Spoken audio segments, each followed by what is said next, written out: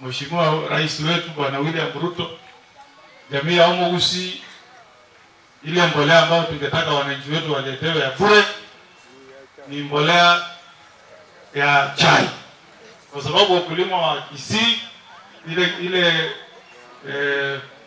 ukulima tunafanya ambayo inatupatia pesa kwa mfuko ni chai. Au namna gani wananchi?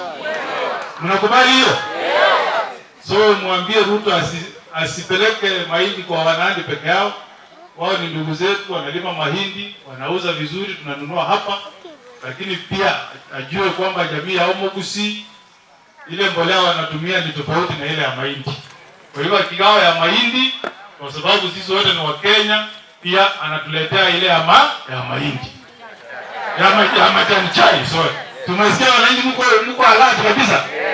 Kwa hivyo kigao ya mahindi kule Nandi, Nyamira anatuletea ya majani chai. Na wakisikia ni vizuri atuongeze ya kahawa. Pia tuko na kahawa. Sina mna hiyo? Na wananchi pia wameomba, maisha ni ngumu. Hii mabadiliko ambayo inaletwa ya kuongeza pesa yenye inalipwa kwa ile kadi ya NHIF, ile ya kwenda kutibiwa nayo kule hospitali. Wananchi wanaomba usiwaongezee, maisha iko ngumu. Ama mnasemaje wananchi? Kwa hivyo usikie malilio ya wananchi, usiwaongezee. Ukitoa 500 upeleke 1900, hao wananchi wataumia. Ama mko na hiyo pesa 1900 mko nayo?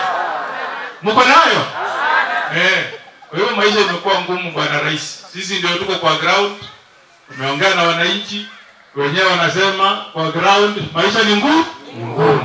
Kwa hivyo sikia malilio yao. Uone vile utasaidia